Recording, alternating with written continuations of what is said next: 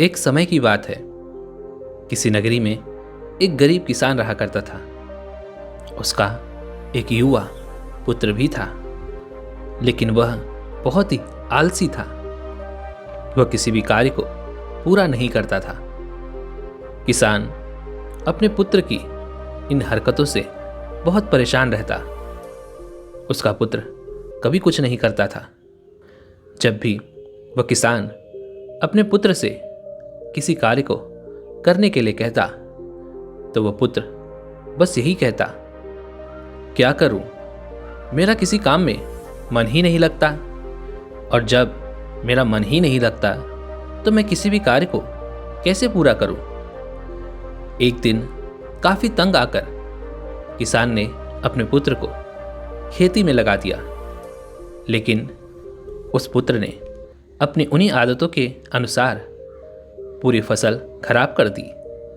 जब पिता को लगने लगा कि मेरा पुत्र खेती नहीं कर सकता, तो उन्होंने उसे सुनार के यहाँ पर नौकरी पर लगा दिया, लेकिन केवल कुछ ही दिनों में उसे वहाँ से निकाल दिया गया, क्योंकि वह किसी भी कार्य को ढंग से नहीं कर पाता था। एक बार उसे राजा के दरबार में भी एक अच्छी नौकरी मिल गई, लेकिन वह वहाँ भी सारे काम बिगाड़ दिया करता, जिस कारण उसे वहाँ से भी निकाल दिया गया। अपने पुत्र की इन हरकतों से वह किसान अत्यधिक परेशान रहने लगा।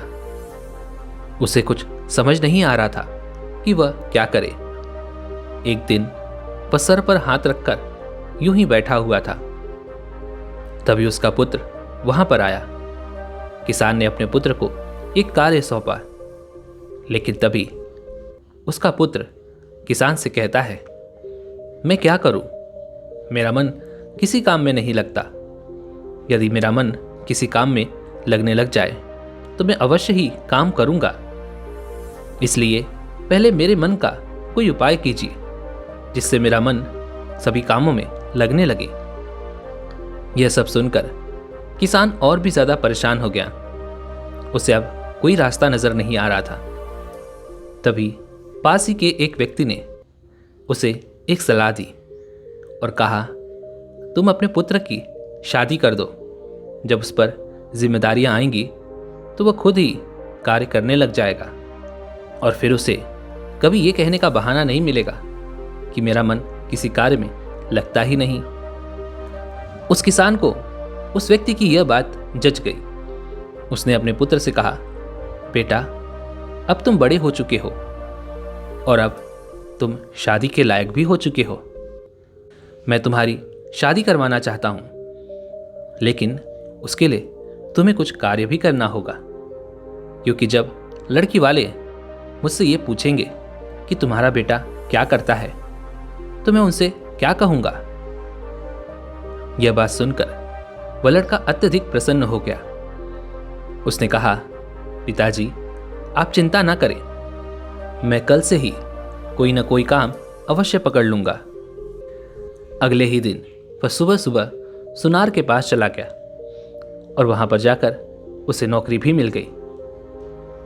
वो वहां पर पूरे मन और लगन के साथ काम करने लगा।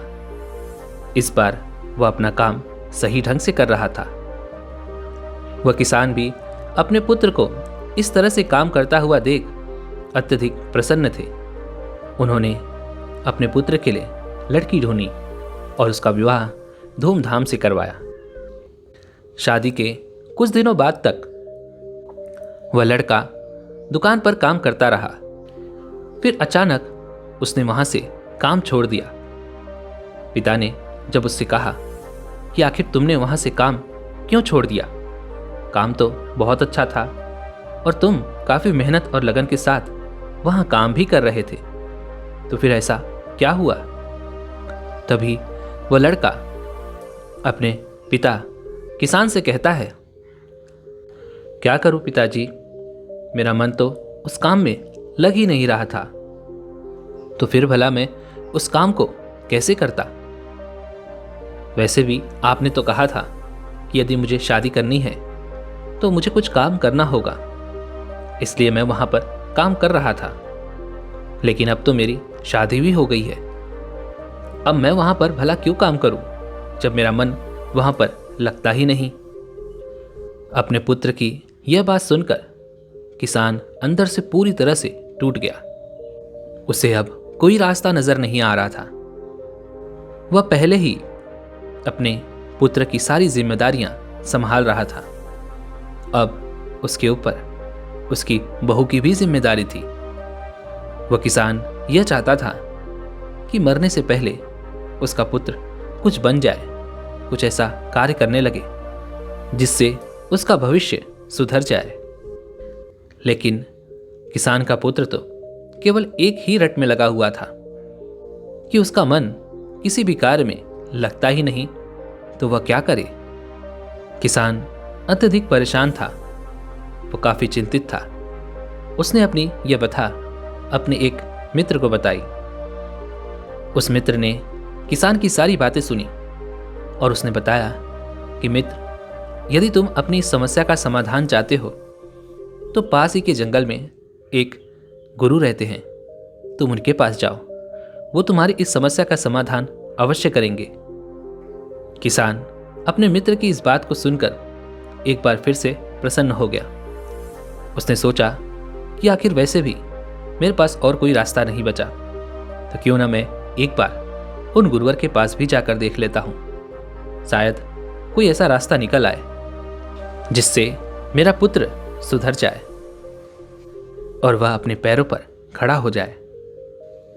यही सब सोचकर वह किसान एक दिन उन गुरुवर के पास पहुंचा और उनसे कहने लगा, हे गुरुवर, मेरा एक पुत्र है, उसका मन किसी भी कार्य में नहीं लगता।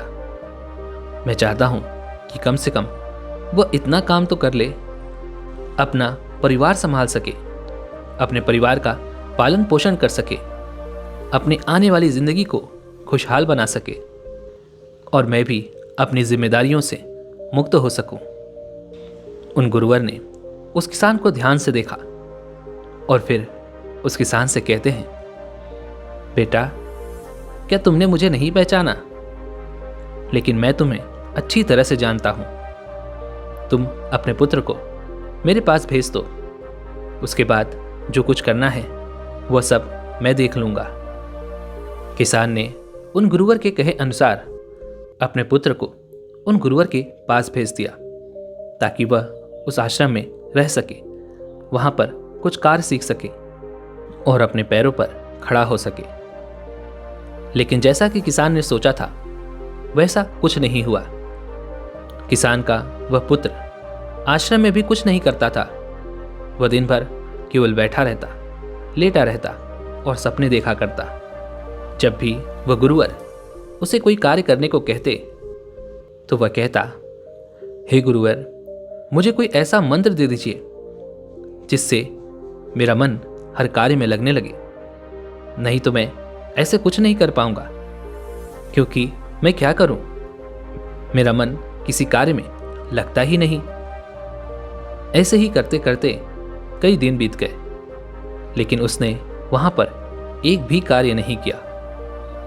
उन गुरुवर के कई सारे प्रयासों के बाद भी जब उस युवक पर कोई फर्क नहीं पड़ा, तो एक दिन उन गुरुवर ने उस लड़के से कहा, ठीक है, यदि तुम कार्य नहीं करना चाहते और तुम्हारा मन किसी कार्य में नहीं लगता तो तुम यहां पर ना रहो, तुम्हें यहां रहने की कोई जरूरत नहीं, तुम अपने घर जा सकते हो।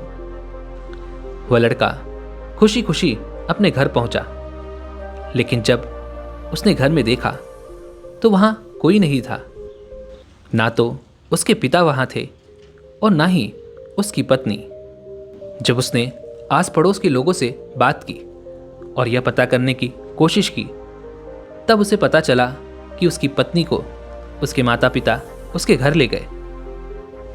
लेकिन उस युवक का पिता कहाँ गया ये किसी को पता नहीं था। वह घर पर ही अपने पिता के आने का इंतजार करने लगा।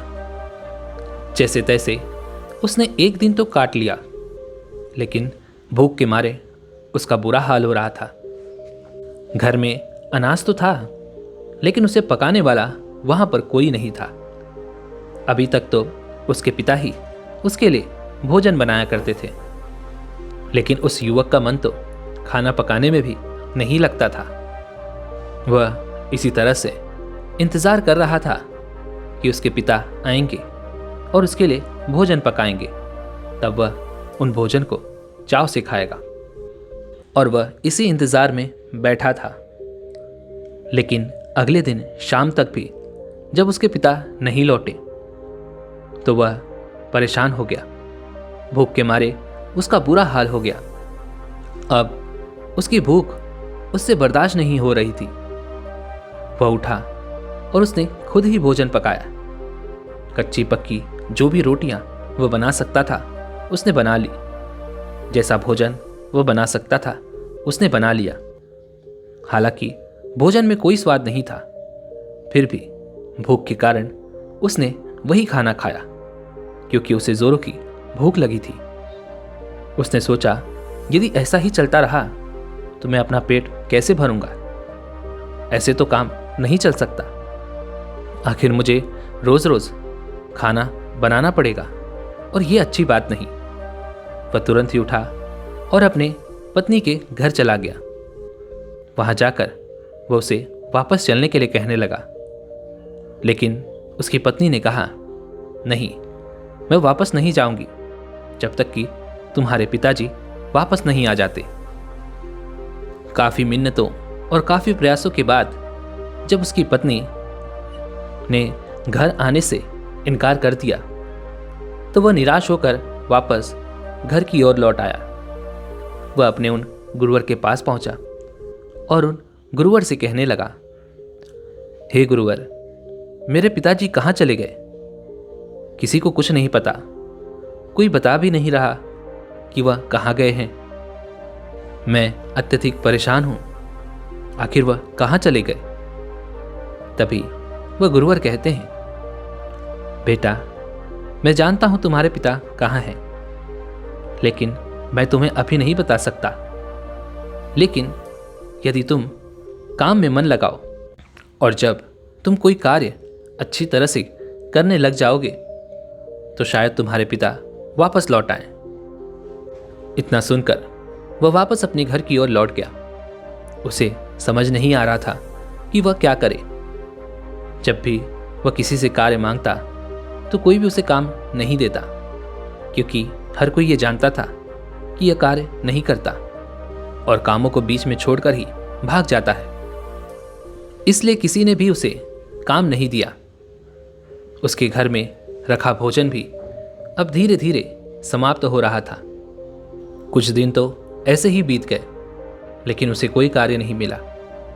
एक दिन उसने घर में अपने पिता का हल देखा और उसने सोचा कि अब वह खेती करेगा। उसने हल उठाया और अपने खेत में पहुंच गया। उसने अपना पूरा खेत एक ही दिन में जोत दिया। पूरे खेत में उसने बीज भी डाल दिए और कुछ ही दिनों बाद उस खेत में फसल भी लहराने लगी।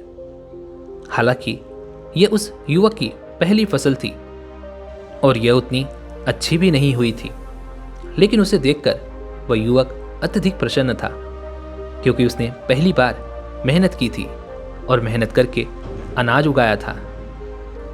उस फसल को काटकर उस युवक ने अनाज को गांव में बेच दिया और उससे कुछ धन कमाया और उन्हीं पैसों से उसने अपने खेतों में अगली फसल लगाई। लेकिन अब की बार उस युवक की फसल बहुत अच्छी हुई और यह देखकर वह अत्यधिक प्रसन्न भी था। तभी एक दिन वह गुरुवर उस लड़के के पास आए और उस लड़के से कहने लगे, क्या हुआ पुत्र, क्या तुम्हारा मन अभी भी काम में नहीं लगता? उस लड़के ने कहा, नहीं गुरुवर, अब मुझे खेती करने में बहुत अच्छा लगता है। अपने हाथों से फसल बोना, उस फसल की देख रेख करना, उसे काटना, अब उसे बहुत अच्छा लगता है। अपने हाथों से की हुई इस मेहनत को देखकर उसे अब बहुत अच्छा लगने लगा था। उसका मन बहुत खुश था। तभी वह युवक गुरुवर से कहता है, हे गुरुवर, लेकिन यदि मैं यह ना करूं तो मैं भूखा मर जाऊंगा। मेरे पास खाने पीने के लिए कुछ नहीं रहेगा। तभी वह गुरुवर उस युवक से कहते हैं, बेटा, इस दुनिया में मनुष्य दो ही अवस्था में काम करता है। एक, जब उसके मन का काम हो, अर्थात जब उसका मन किसी कार्य में लग रहा हो, और दूसरे वह जो किसी मजबूरी में अपने कार्य को कर रहे हों। काम तो दोनों ही लोग करते हैं, लेकिन ज़्यादातर इस दुनिया में लोग मजबूरी में ही काम करते हैं, क्योंकि हर कोई ये नहीं जानता कि उसकी रुचि किस कार्य में है। और जब कोई व्यक्ति मजबूरी में कार्य करता है, तब धीरे धीरे उस कार्य को करते करते, उसे समय देते देते उसका मन उस कार्य को स्वीकार कर लेता है, और फिर वह उसे मन लगाकर पूरा भी करता है। और वह व्यक्ति हमेशा बस यही सोचता रह जाता है कि मैं इसी कार्य के लिए बना हूं। और ऐसे व्यक्ति हमेशा साधारण ही बने रह जाते हैं, जिस प्रकार तुम्हारे पिता थे। बस तुम्हारे लिए ही उन्होंने किसानी की। उन्हें यह कार्य पसंद नहीं था, लेकिन फिर भी मजबूरी में वह इस कार्य को कर रहे थे, और वो भी बस केवल तुम्हारे लिए, ताकि तुम जीवित रह सको, तुम्हें भरपेट भोजन मिल सके, तुम्हारे जीवन में किसी तरह की कोई कमी न रह जाए। उन्होंने इसी कार्य से तुम्हारी हर एक जरूरत को पूरा किया और तुम्हारा ध्यान रखा। इतना कहकर वह गुरुवर एक बार फिर उस व्यक्ति से कहते हैं, बेटा, आज घर पर ही रहना, आज तुम्हारे लिए एक बहुत ही खास दिन है। इतना कहकर वह गुरुवर वहां से चले गए। वह व्यक्ति भी वापस घर की ओर लौट आया, और जैसा कि उन गुरुवर ने उस लड़के से कहा था, वह शाम तक घर पर ही था। तभी उसने देखा कि एक घुड़सवार उसकी ओर तेजी से चला आ रहा है, और वह घुड़सवार उसके घर के सामने आकर रुक गया। घोड़े से उतरकर वह उसके सामने आया, जो कि एक योद्धा के रूप में था। तभी वह युवक उस योद्धा से कहता है, कहिए मालिक, मैं आपकी क्या सेवा कर सकता हूं? तभी उस योद्धा ने, अर्थात उस घुड़सवार ने उस युवक से कहा, बेटा, क्या तुम मुझे नहीं पहचान पाए? मैं अभी इतना बूढ़ा भी नहीं हुआ हूं। लड़के ने बहुत ही ध्यान से उस घुड़सवार को देखा, और जैसे ही उसने ये पहचान लिया कि वह उसके पिता हैं, जाकर उनके गले लग गया और कहने लगा, पिताजी, आप कहाँ थे? आपको नहीं पता आपके बिना मुझे कितना डर लग रहा था, मैं कितना अकेला हो गया था। मुझे राह दिखाने वाला भी कोई नहीं था। तभी उस किसान ने अपने पुत्र से कहा, बेटा, जब हमें जीवन में जीने के लिए चीजें आसानी से मिलने लग जाती हैं, तब हम उनका मूल्य नहीं समझ पाते, उनकी कदर नहीं करते। इसलिए मैंने तुम्हें अपने से दूर किया था, मैंने तुम्हें अकेला छोड़ा था, ताकि तुम अपने आप को जान सको, पहचान सको। तुम्हारी खेती मैंने आते वक्त रास्ते में देखी थी। तुमने बहुत अच्छी फसल उगाई है, और यह देखकर मैं बहुत खुश हूँ। तुम्हारी मेहनत को देखकर मैं आज इतना खुश हूँ कि मैं तुम्हें बता नहीं सकता। तभी वह युवक अपने पिता से कहता है, पिताजी, यह सब तो ठीक है, लेकिन आप तो एक किसान हैं, फिर आपने योद्धाओं वाला यह वस्त्र क्यों पहन रखा है? पिता ने अपने पुत्र से कहा, किसान तो मैं तुम्हारे लिए बना था, तुम्हारी जरूरतों को पूरा करने के लिए बना था, लेकिन मेरा मन तो मेरी तलवार में ही था, और मैं आखिरी बार अपने राजा से मिलना चाहता था, और उनसे अभी अभी मैं मिलकर ही आ रहा हूं। और ये मेरी तलवार, जिसने आज तक मेरी रक्षा की है, मेरा साथ दिया है, आज से मैं इस तलवार को तुम्हें सौंपता हूं, इसे संभाल कर रखना। जब उस युवक ने उस तलवार को अपने हाथों में लिया, तो उसे लगने लगा कि वह एक योद्धा है।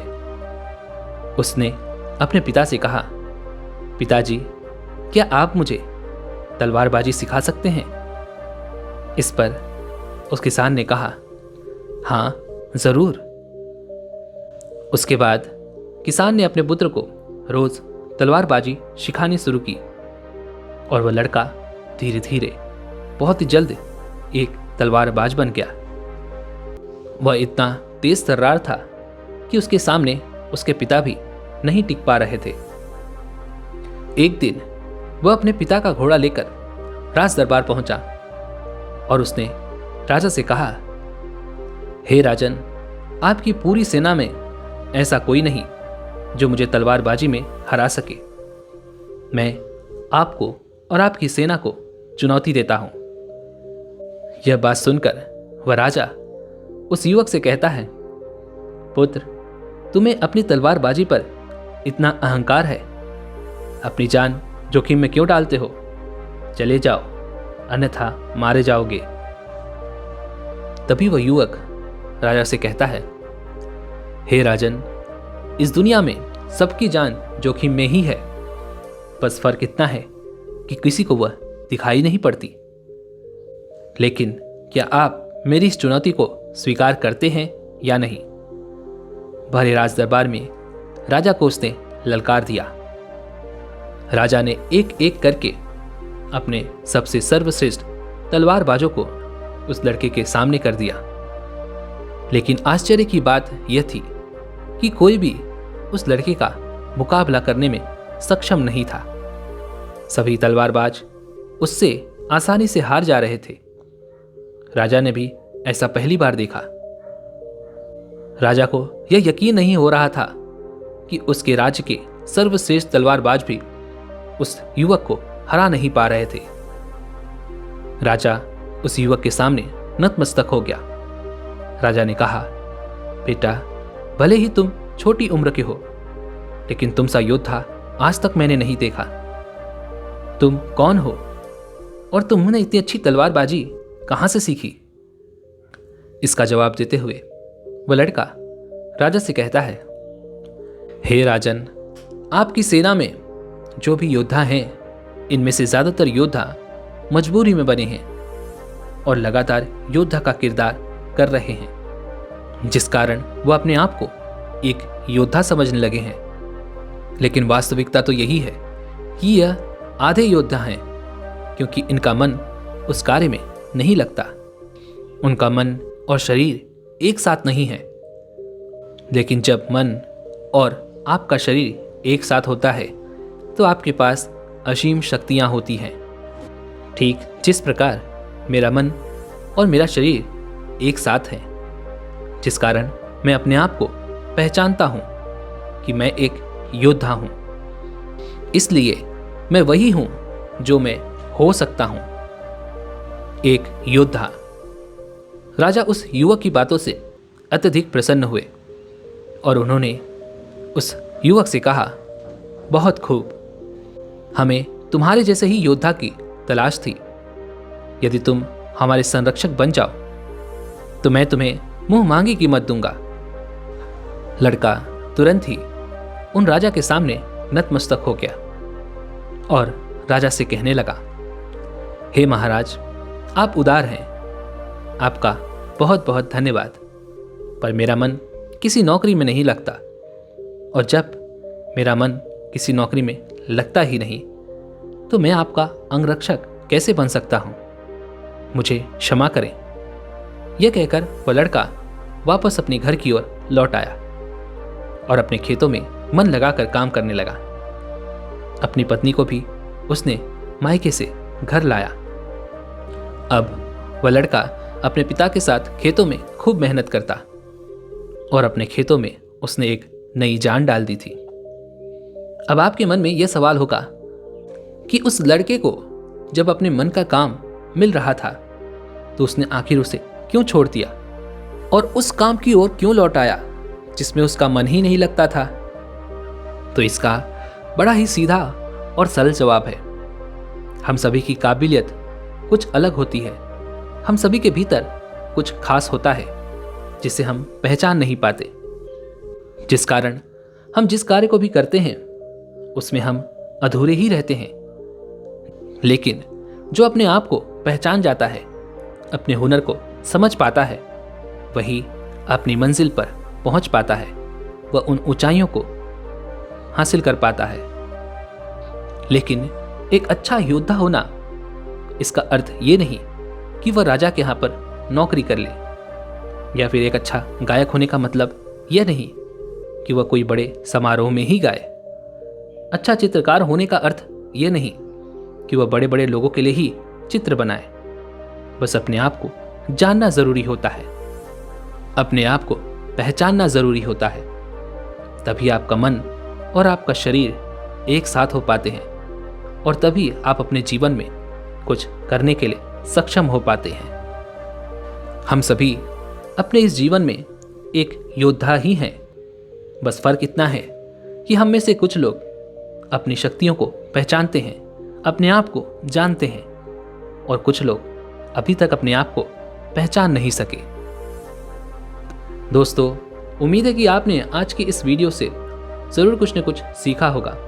तो आज की इस वीडियो को लाइक और अपने दोस्तों के साथ शेयर करना ना भूलें, और हमें ऐसे ही सपोर्ट करने के लिए चैनल को सब्सक्राइब और घंटी बटन को भी ज़रूर दबा दें।